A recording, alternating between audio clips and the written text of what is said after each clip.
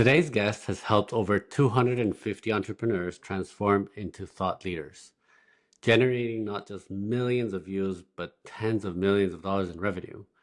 This is something I'm particularly very interested about. I would say even obsessed about because personal branding, I believe, is the future economy. Sam is the founder of Kurogo, one of the UK leading personal branding agencies and trusted by leaders from the big boys like McKinsey, KPMG, Salesforce, and beyond, and smaller entrepreneurs. So, we're diving into the science of building authority and how you can position yourself to be the go to expert in your space. So, welcome. Thank you so much. Excited to be here. No, I am, like I said before, I am more excited because I love to learn, and this is why I do this podcast. And then researching you, I know we're going to have at least a master class for one, or and everybody that listens to what is personal branding? How do you help them? But before we dive into those strategies, can you tell us what pulled you into this world of personal branding? Yeah, so I stumbled into it almost accidentally. I was a university student at the time, trying to get this freelance marketing career off the ground. So outside of studying, I'd go to local networking events. I'd be reaching out to business owners on Facebook. I'd be sending emails to local business owners in the area, just trying to get any freelance marketing projects that I could. I was just trying to kind of develop my career in marketing, and no matter what I tried, I was constantly met with the same response, which was, "Who are you?" Right? Like, who the hell are you? And I totally get why people thought that, right? I was pretty young at the time, pretty inexperienced. I was by no means the world's best marketer, right? And I accept that, but it was a bit frustrating because I certainly knew a lot more than those local business owners about marketing, about social media. I knew I had something valuable to offer, and I wasn't charging ridiculous fees. What I was offering was actually worthwhile. So I was getting very frustrated with this, and as a last resort, I went to the most businessy place I knew, which is, of course, LinkedIn. And I tried it there. I started posting content, I was connecting with local business owners, and after a couple of days, didn't see much. A couple of weeks went by, still not too much. But after a few months, people started reaching out to me for help with their marketing. And that was a real turning point for me. And then over the next year or so, people actually started reaching out for help with their own LinkedIn profiles. They'd seen me posting and they were saying, "Sam, can you help me build my profile? Can you help me optimize this? Can you help me produce content?" So I stumbled into it quite naturally and almost accidentally just through wider marketing, but clearly had a bit of a knack for it. So after about a year of kind of ad hoc consulting, I started building the agency. Uh, I love those entrepreneurship stories where it's really the market bringing. It's like the market was a magnet, or you were the other side of the magnet to make sure that this worked. Because looking at your LinkedIn, it's very impressive how you've grown and how much you post and all the engagement you have. But I don't want to take you stumbled into as an answer. I think that once you do start, then you start thinking, why are you doing this? Why do you help people become industry authorities? Yeah, so the big thing that we've noticed over time, right, is that more and more in the last 5, 10 years or so, trust has been completely eroded. And there are countless studies on this, right? Like PwC, for example, do a study every single year. And a couple of years ago, they found out that they surveyed executives at big companies and they surveyed their customers. And there was a 57-point trust gap between how much executives think their companies are trusted and how much they actually are. So it was like 87% of people, of executives, believed their customers highly trusted them. Only 30% did. In 2025, that's now 60 and 30, 90 and 30, sorry. So it's a 60-point trust gap. And we've got to this point where trust has just been completely eroded. And at the same time, it's more accessible than ever to start a business. So competition has increased drastically. The consumer is more educated than ever. They're a lot more skeptical. There's a lot more scrutiny on business. So building trust has become really, really difficult. And it's no longer the case that the best business wins the customer, right? The best offer, the best product. So unfortunately, what we're seeing is that there's great businesses out there that have brilliant products, brilliant offers, and they can add a lot of value to their customers, but they're just not able to get the customers they deserve because trust has been eroded so much. So there's this huge discrepancy, and it's unfortunate, right? And we exist really to help those great businesses get the customers they deserve by building trust. And the best way to build trust is through a human to human interaction. That's why building a personal brand is so important, right? Because in really competitive industries, everyone's running ads, everyone's doing email, everyone's doing direct mail. I'm not saying those things don't work, but they're far less effective than they were maybe 5, 10 years ago. The only thing, though, that you can't really compete with is the founder's unique combination of skills, experience, expertise, personality, values. You can't replicate that. You can't replicate a human. So having a founder brand, having a personal brand is one of the best ways to A, build trust and also stand out from the rest of your industry. I had no I had no idea that the figures were so staggering that people mistrust so much. Yeah. What about have they done those studies in for people as well? Like once they know the person, the trust goes up. Is it brands that they don't trust? Where's the mistrust coming from? Well, one study we actually did found that people are much more likely to buy from a company. It's like 86% of people are likely to buy from a company if one of the senior leadership team or the founder, the CEO, is recognized as an industry leading expert. That was a study that we did. So we surveyed at Karoga, we surveyed a load of people themselves, and we found that people were far more likely to buy if one of the senior leadership team or the founder was a recognized expert in the industry. We're not the only ones to find that result. A lot of people have found a similar thing. We also found that the same proportion, so 86% of people, would be willing to pay twice the price for someone they consider to be an industry leading expert. Like if the founder was considered to be an expert, and the stats are staggering on how much people are willing to pay. I can't remember off the top of my head. I think it's about 10% of people are willing to pay 10 times more. It's astronomical difference when you have someone, the face of a business is like the founder or the senior leadership team. I can believe that. I think Apple wouldn't have been as successful, wouldn't it not have been for Steve Jobs being the ultimate sort of innovation leader that he was, and how much we connected with his story of be different, of be a difference in the world, be creative, be whoever you want to be, and then Mac empowers you to do that. Um, Something that I started my personal brand in September last year, and after like 4 attempts, now that I've really gotten into the rhythm, I say to myself, why didn't I start this 10 years ago? Like this is so powerful. What's like beliefs that you of personal branding you held early on that have completely changed today?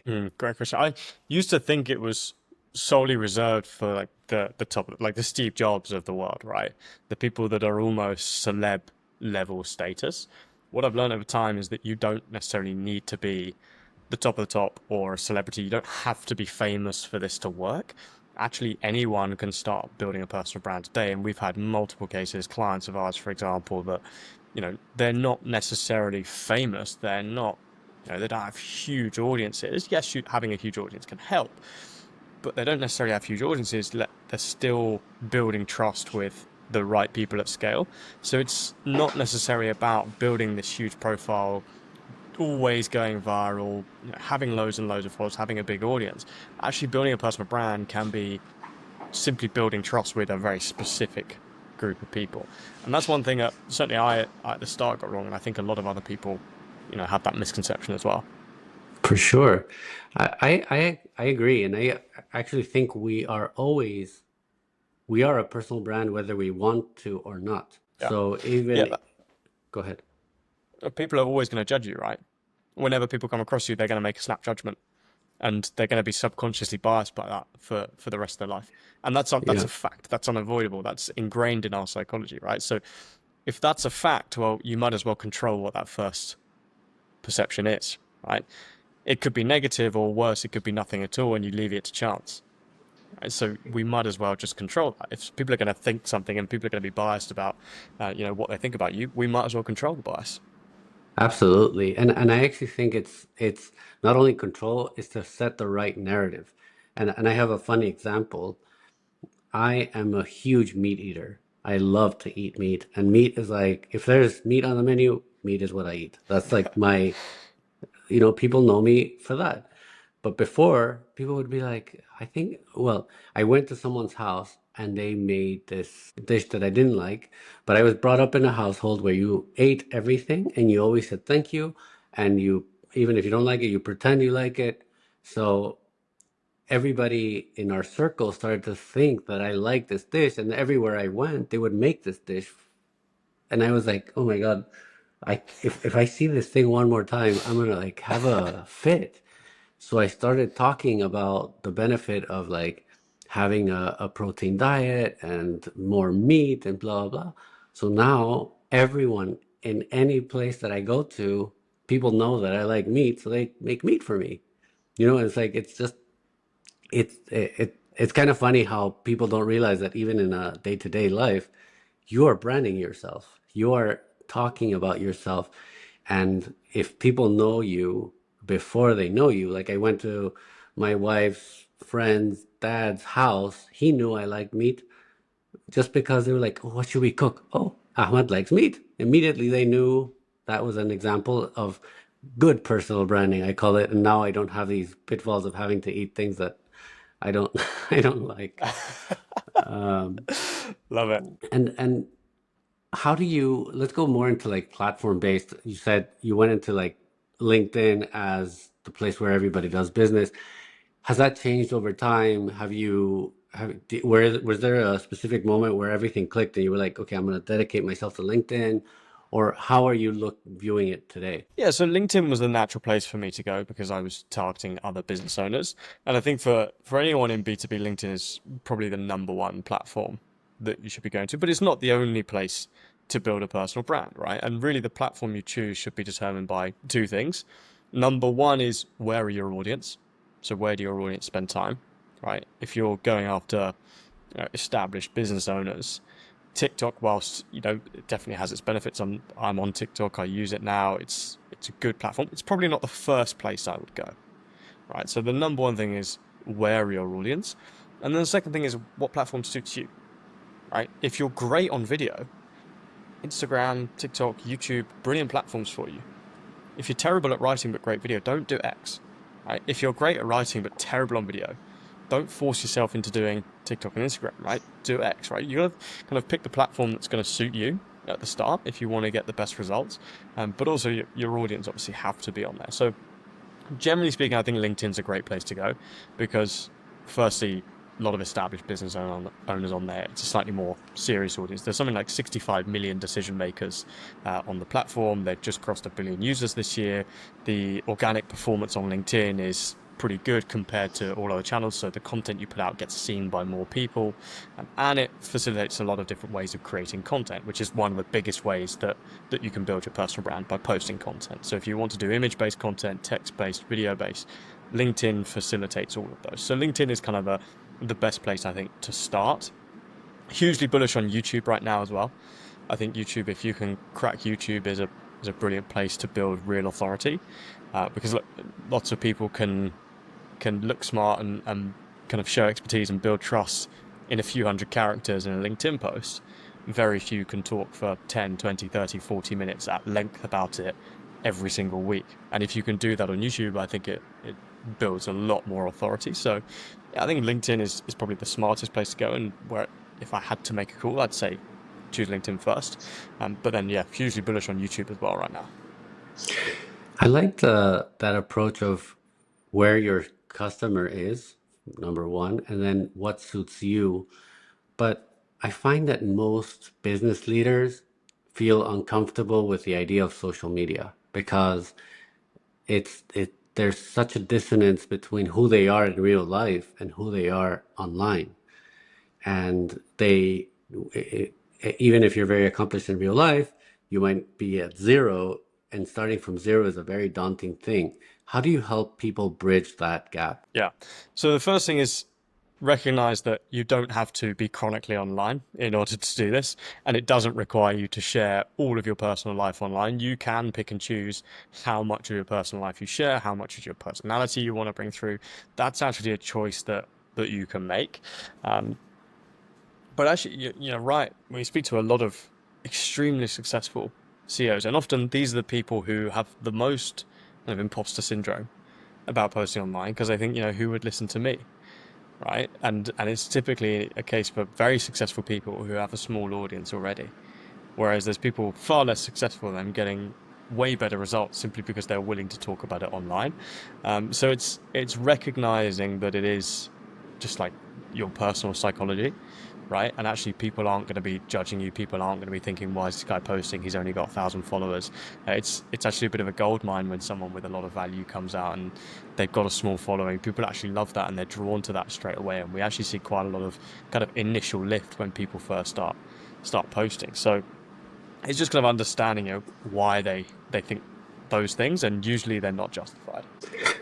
So let's talk about like metrics and vanity and what is real, what isn't real, what should you look for? Because as I was saying, and like you eloquently expressed, yeah, it is a psychological thing, but no one likes to post and get no likes, get no comments, get no reach. Um, so what to you is the most important metric that people should be looking at as opposed to the vanity metrics that everybody else kind of alludes to, but not really makes a difference? Yeah.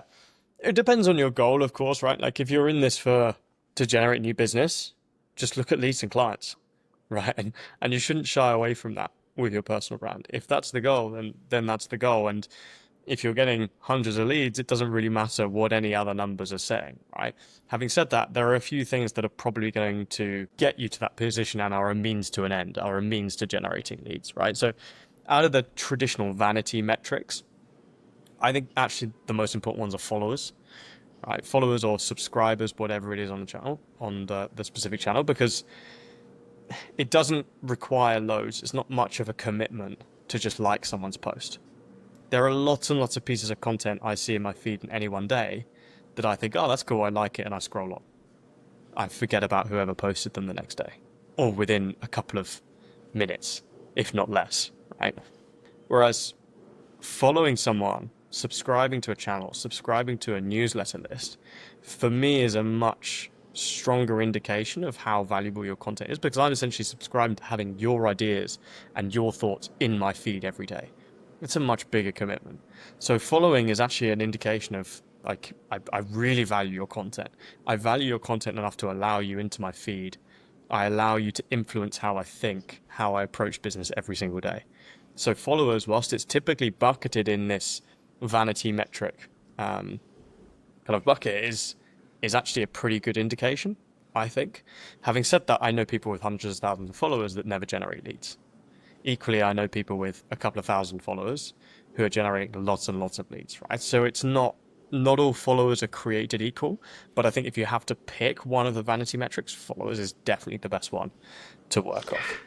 I love that because new influencer gurus or new rhetoric online is followers doesn't make a difference. TikTok has taken over virality, and if you have a viral idea, even if you have a little bit of following, you can still become viral and get millions of views.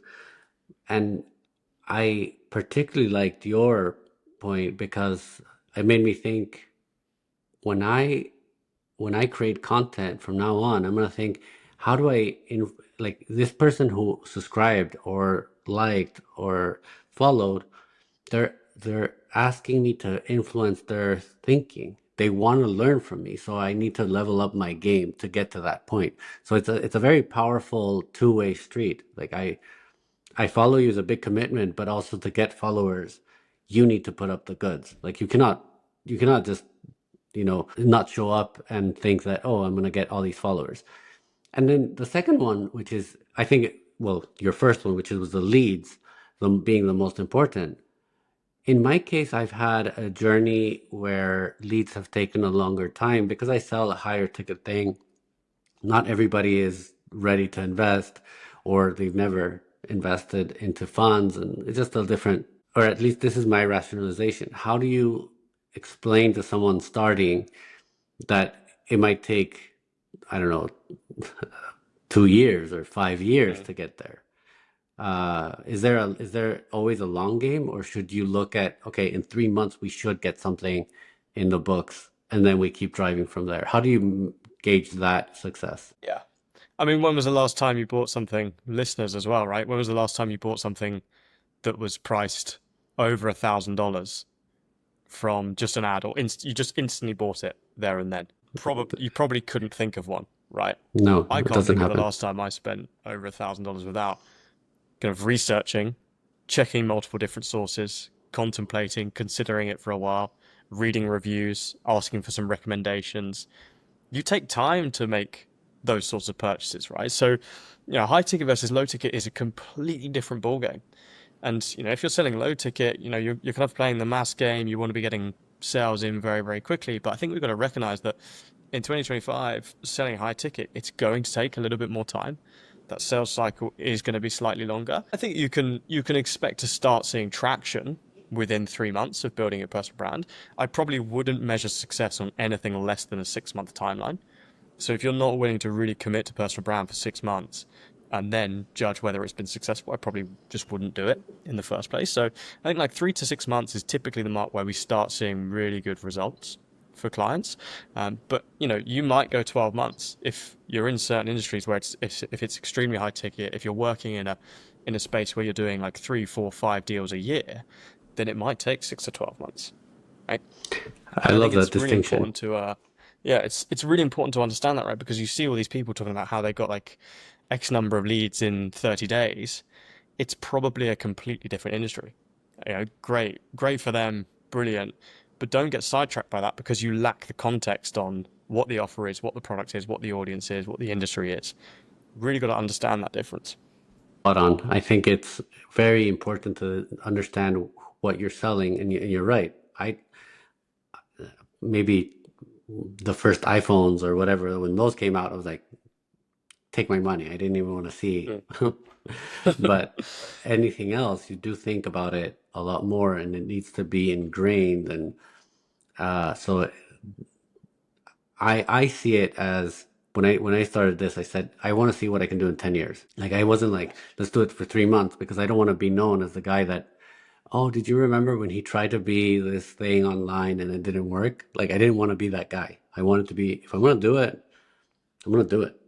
And that's it. And in 10 years, I think many people underestimate what they can create. So it's like having a long-term framework is better.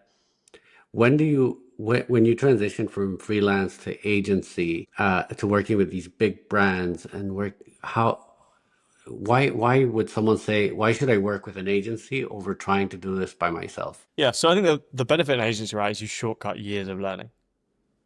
I've gone through the 4 or 5 years of learning. At the time, you could even say it was only 12 months, but it's 12 months of learning and mistakes that you don't have to make and you shortcut, right? I think typically what the most successful people I know, what they all do is they pay to learn other people's mistakes faster. Rather than paying with their time to make the mistakes themselves, they pay with their money to learn from the mistakes that other people have made. So that's the benefit of an agency, number one. The other thing is a good agency will always be pulling learnings across all of their accounts, right? So if you're building yourself on your own, you can look at your account and you will learn from your account. And over time, you'll start to get results. Working with an agency, they might have 10, 20, 30 other accounts, and they can pull learnings from those 10, 20, 30 other accounts. They always know what's working at any one time. And that's, 30 times the lessons, 30 times the speed of execution and progress that you can make if you have someone doing that. So I think an agency offers, you know, great benefit in terms of just shortcutting time to success because of the volume of lessons, mistakes, and data they have. But also, actually, one of the things our clients found most valuable is just having a second opinion, right? Because often people look at things a different way to you, especially when it comes to personal brand, which is naturally very personal. You can get in your own head about it, and having someone that's kind of objective third party can give you an honest opinion on what's actually going to work, what you ideas that you think are great because you've come up with them and they're tied to you personally and you think they're going to work versus things that are actually going to work for your audience. So there's loads of benefits. I'd say those are probably the top two. I 100% agree. I started my podcast 4 times, and it didn't click until I didn't work with an agency. Like it didn't work because every time I'd be like, I don't know what I'm doing. Like I don't know the process. I don't know But when I got into an agency, they were like, we got all this knowledge, and it's not like they're working with 30, like you said, 30 clients at the same time. they've also worked with 900 people before. There you go. So they know how to start, the pains, and then it's sort of like a coaching uh, relationship where I can be like, hey, I'm I posted something, I got no likes. Or I had a post that made no sense, no sense. That got 1 million views on LinkedIn. And I was like, I have no clue what I did. This is the worst Yeah. post I've ever posted. Like it doesn't make any sense. And they were like, look, this is what we have to learn. It's this science behind what your audience is looking for and what the algorithm picks up and the Mm. what and then keep on replicating. Even if you don't know, we try to find out what it is. And I was very curious from your now that you're an agency and that you're growing, you've developed tools like the personal brand scorecard, which I thought was something genius because you need to understand where your blind points. Like you said, it's very personal. How do you define a strong personal brand today? Yeah. So a strong personal brand, again, is going to be very, very dependent on what your goals actually are. I would always see personal brand as a means to an end, right? So a lot of people, um, they will build personal brand for the sake of personal brand, right? A good personal brand is one that serves your goals. You've got to see it as a tool. I think if you see personal brand as the end goal, it becomes very, very ego driven, right? And that's where you start getting caught up in how many likes am I getting? Am I getting nice comments about the content I'm putting out, and not the actual result that you're looking to achieve. So I would always, define the end goal. Whether that's getting more leads, whether it's appearing on podcasts or speaking on stages, whether it's getting featured in the media. For some people, it might just be we want to improve brand awareness and we want to improve the perception of our company. And that's totally fine. A good personal brand serves that function, whatever that is. So I don't think you can build a good personal brand without knowing what your goal is to actually get out of it, right? So I would always see it as a tool. Now, generalizations that we can make, right? A good personal brand is going to position you as an authority in the industry. So a leader that people can look to and trust, someone that is thinking for the industry, right? So there's all of your competitors, right? Lots of people in any one industry. Who's the one that's really doing the thinking and leading the way? Who's the one sharing new ideas? Who's the one that's not just repeating what everybody else is saying? Right? If people look to you as that person, that's typically an indication that you're doing well. And does it show that you're credible? Right? Does your personal brand prove that you're credible and that you're good at what you do before people work with you? A lot of business owners have the same problem, which is their expertise and the credibility of their business can only be proved once someone signs up to work with them, which is pointless because it needs to convince people who haven't signed up to work with you yet, right? So you speak to business owners and you're like, what makes you different? What makes you special? What makes you stand out? Oh, we have great customer service. Oh, we really love our clients. We're part of our clients' businesses. We have great relationships. None of those things can be proved before someone works with you. So generally speaking, a good personal brand will show those things, prove those things before someone actually works with you. And how do you separate, or do you suggest people do personal branding with ads, organic, has do this content? Like, how do you get it from like you said, what's the objective, and then you scale back? But how do you choose that path? Do you have Hmm. a good practice sheet, or is it always custom? Yeah, so the first thing that you want to do whenever you've set your goal is you want to build a positioning strategy around it.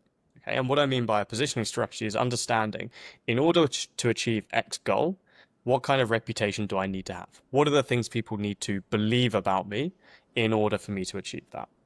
Let's take an example, right? If I want to sign more clients through my personal brand, well, what do clients need to believe about me in order to work with us?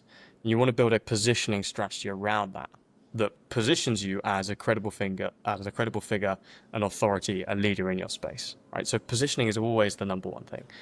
And time again, this is the thing that separates the personal brands that never make a penny and the most profitable ones. Right? The most profitable personal brands are always built on a really solid foundation of positioning. It's clear why they're credible. It's clear what value they can add. It's clear how they can help their audience. So positioning is always the first thing. Once you've got really high authority positioning in place, the next step is to get that in front of as many of the right people as you possibly can. Okay. The right people is really important here. So really think about who you want to be reaching and how you can get in front of those people. Generally, the best way to do that is going to be to post content online. I would always go for posting content online before doing ads or any other PR or any other strategy. The reason being is it's free. You only really pay in your time. Or if you're working with an agency, you may pay them to be creating content, but you're not actually paying for that content to be distributed like you would if you were doing like guest blogging or if you were running ads, for example. So it's a free way to test your messaging and to see how it resonates. And if you're getting good reach organically, then you might start to consider doing other things as well. Right? But first, you want to build an audience organically. Get in front of the right people organically first through putting content out.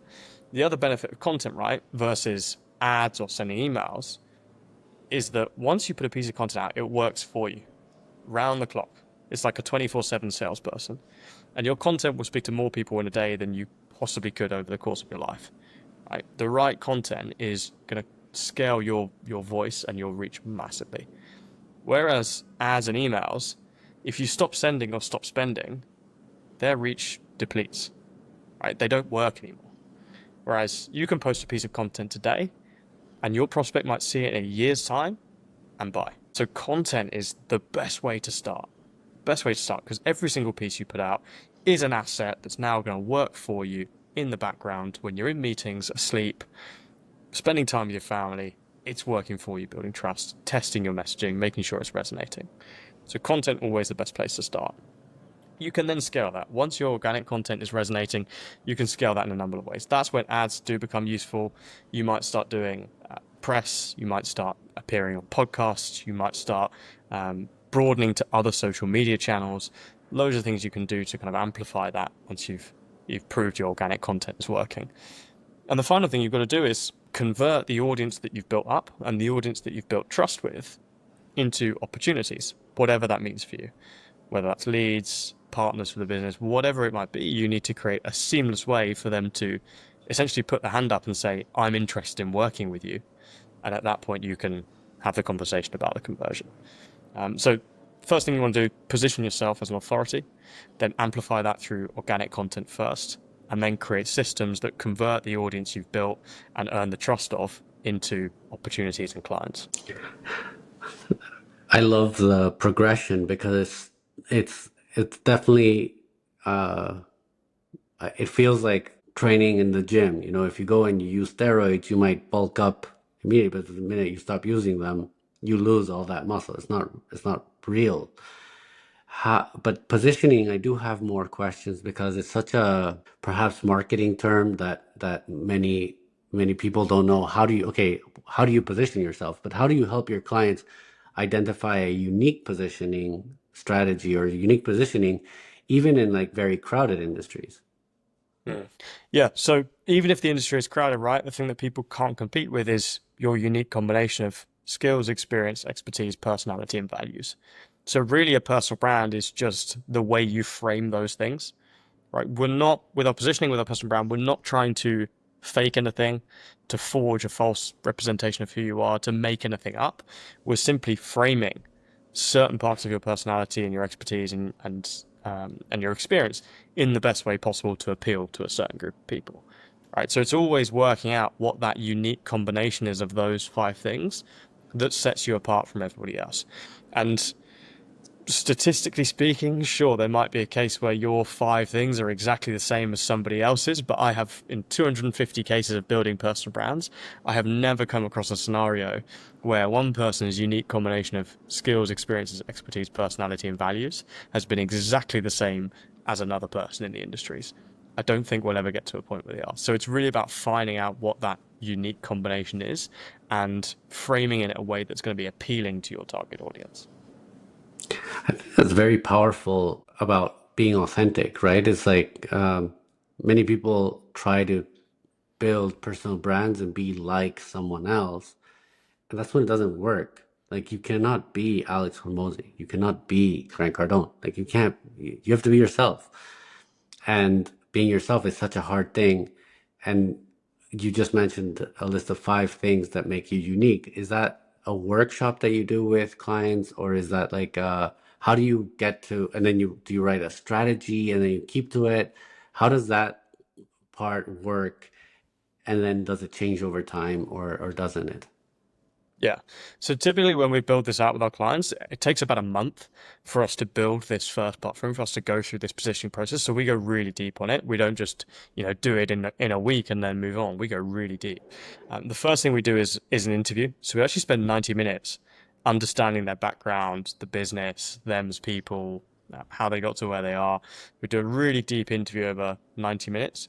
We then research the rest of the industry, what's going on, what other people are doing, so we can make sure they're differentiated.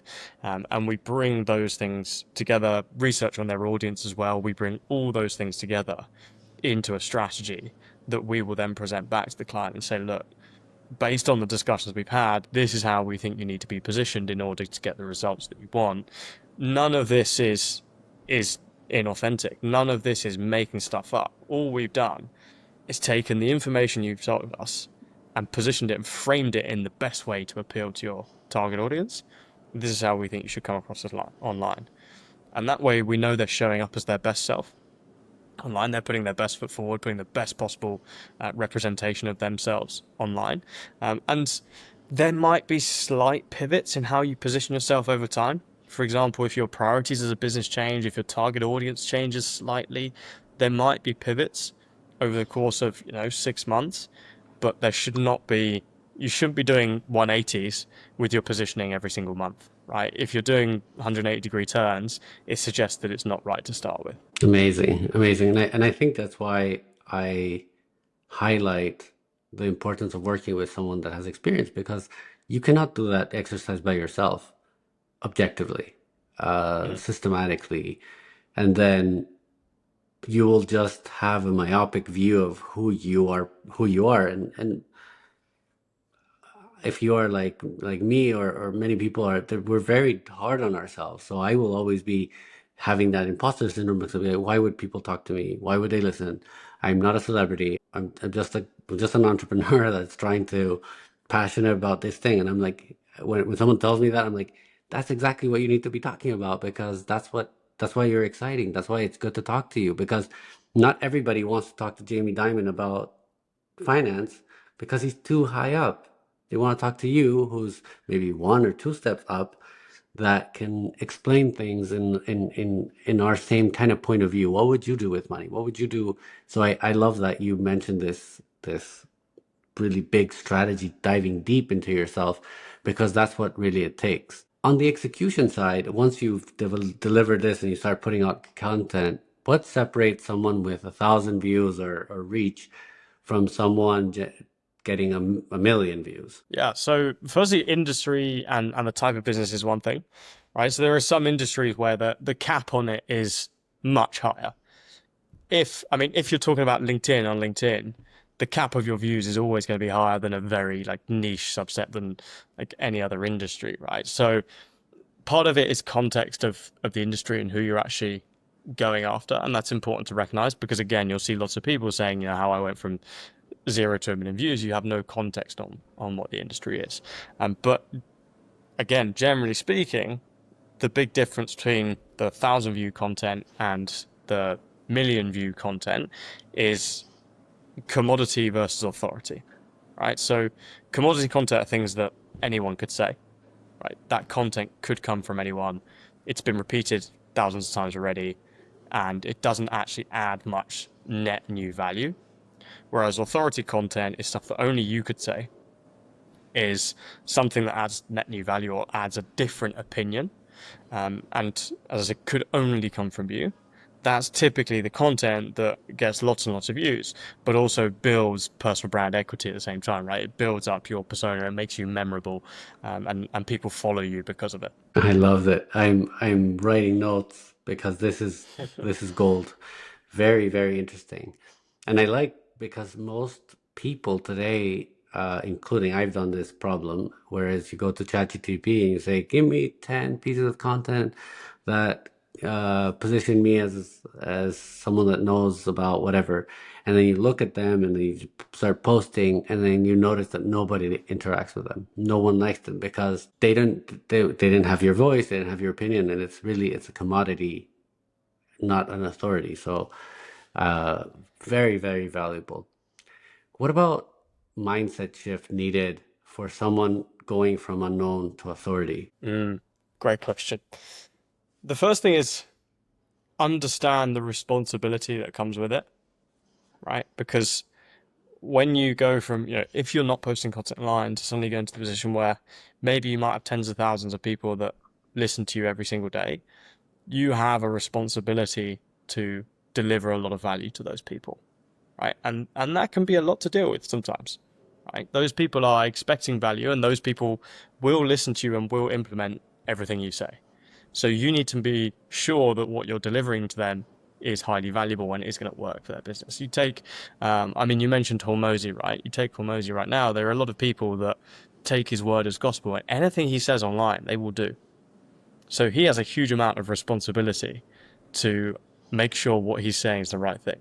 Because if he gives bad advice, lots and lots of people are going to implement it, right? And he's in the kind of position now where he could give terrible advice and people would still follow it, right? He isn't. I think most of the stuff he puts out is brilliant, right?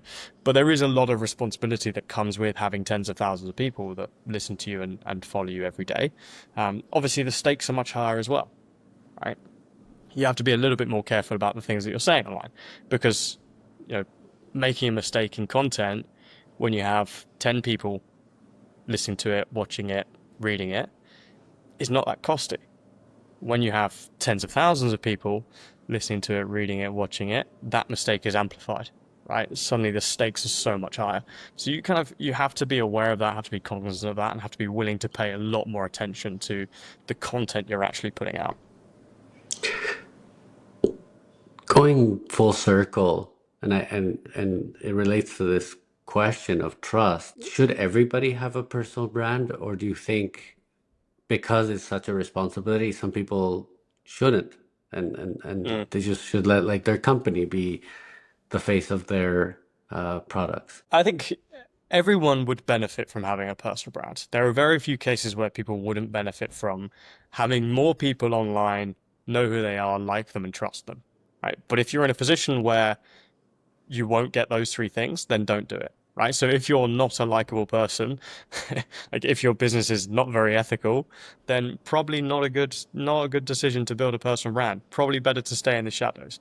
Right. So I think everyone would benefit from one. Whether I think everyone should have one is another question. Right. No, no, and I agree. It's because I kind of you made me think, and I tell my friends, everybody, you should do a personal brand. This is the best asset that that translates to anything you're going to do in life. Elon Musk can Mm, put his name on anything, and he will raise unlimited money. yeah. Uh, and that is his personal brand. That's the power and leverage, not of Tesla, not of SpaceX, not of anything he does. It's him, and that no one can take it away from you. So I'm really positive, but then I'm thinking, well, not really. Not everybody should have a personal brand because if you are someone that prefers like anonymity or has to, you know, not everybody's story is worth saying. Although I think it's a very small subset. Exactly. What what do you see changing in the next 3 to 5 years in personal branding? I think the appeal of like huge profiles of like the millions of followers plus profiles is actually going to decline. I think people are pretty drawn to them now. I'm talking like the Hormozes of this world. People are obviously massively drawn to them. They have huge amounts of influence, but I think it's not necessarily a backlash to them, but actually what I think people are going to start preferring more is smaller, more niche personal brands. I think the consumption of smaller, very niche personal brands that don't have enormous followings, but maybe have a few thousand, maybe tens of thousands, I think that's drastically going to increase because the number of these like big level kind of celeb level personal brands in the business world is going to increase. But I think people are going to get somewhat tired of the content that they publish, and I think we're going to favor smaller creators who really focus on delivering niche specific value to a very specific group of people. I think there's going to be a rise in those sorts of people that generate obscene amounts of money from not necessarily having an obscene size audience. So I think that's probably one of the big trends that we're going to see. I'm I root for that because I agree when you and I think that's how you build a personal brand in my perspective. Like you are the man for that niche. And all of them did the same thing. Like Gary Vee was for wines, and then he started talking about marketing, and now he charges, I don't know, $100,000 for a consultation. Like that's the level that he gets. But he was first a wine expert, and he talked about wine. And then others have done Hormozy with gin. It's like the same thing. And every people, I think, miss that step. They would like, okay, I want to be like Hormozy, so now I'm going to talk about gyms, relationship, mindset, books I like to read, and then their personal brand is very like, I don't even know who you are. Like who like why are you talking? You're confusing me, and then those are unlikable, unfollowable accounts because like I don't care about what you eat. Like Yeah. I care about your one thing that you're good at. Um, I'm very curious to know, can you talk us through a brand transformation that you recently led and why it was exciting for you? Yeah. So, I mean, a great client that we had recently was pretty big in the world of YouTube. They're a pretty famous YouTuber. They had 4 million odd subscribers on YouTube, and they started their career as a YouTuber. They were known by those 4 million people just for being a creator, for being a YouTuber. In the background, they were running an agency that was extremely successful, launching some extremely successful podcasts, doing really, really well. Had a pretty small following on LinkedIn, but people didn't really see them as an entrepreneur. They were just the YouTuber. It was like, oh, he's a YouTuber.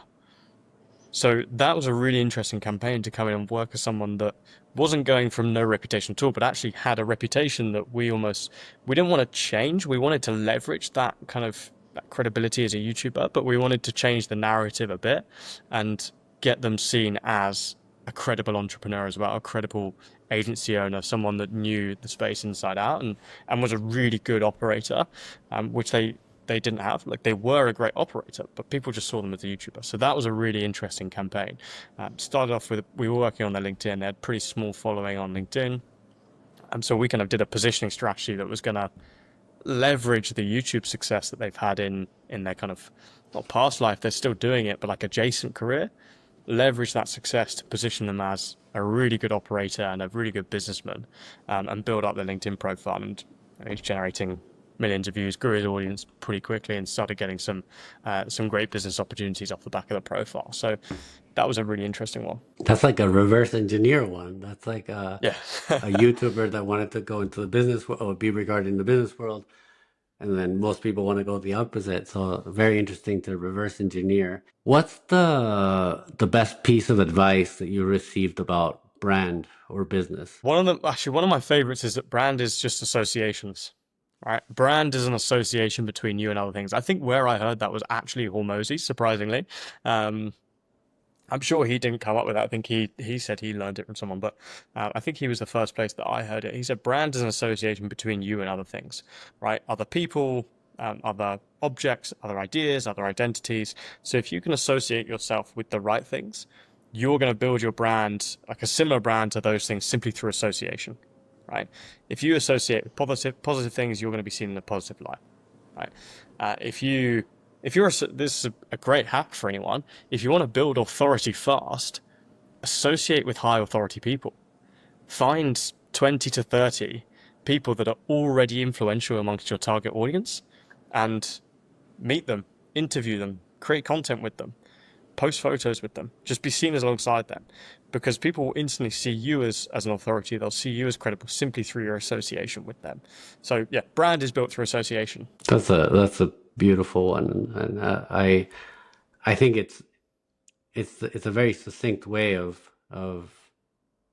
thinking about branding. Is what do the people want to think about you, and they're like, oh, do you want to think about success or athleticism or whatever it is, and you just shared an incredible hack. Just be with successful people, with fit people, with beautiful people, or whatever they are, famous people. You'll be famous too. Uh, and the internet, the best thing is it's so easy to connect. It's not hard to connect, and I think that's a big opportunity. So for people that are listening, stop sitting in your couch. Like stop. I know we enjoy the views. We want you to keep learning, but I would encourage people to reach out to people like you, to your agency, and say, okay, I'm ready to take a step. Let's get this ball rolling because it's such an important um, tool that you need to have in your life.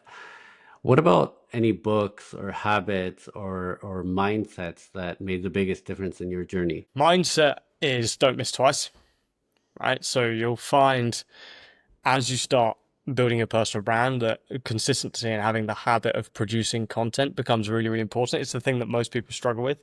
You see a lot of people, there'll be like a flutter of posts over a couple of weeks and then they'll go quiet. And it's the number one thing that I see stop people. So having the mindset of not missing twice, which means, sure, things happen, you might miss one day or you might not be on top form one day.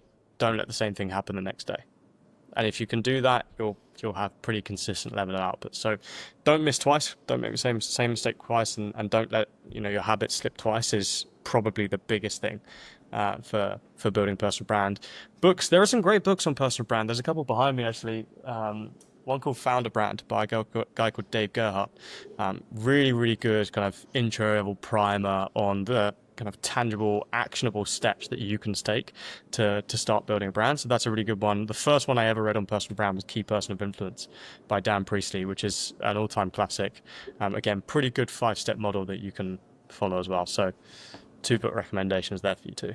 Amazing. Sam, this has been an incredible deep dive into brand strategy, positioning. You didn't disappoint. This was a masterclass for me. I took notes. I'm going to rewatch this because I think you gave golden nuggets that are going to help me and people that heard how they should think about things and how they should start. And I think it's incredible how you started from solo and now you're leading one of the UK's most trusted personal branding agencies. So your journey also offers that, you know, powerful and inspiring ways that someone with their computer can then turn into a big company and be trusted by others to help them with something that's incredibly important to them, which is their personal brand. So I want to thank you again for coming. My pleasure. Thanks for having me on.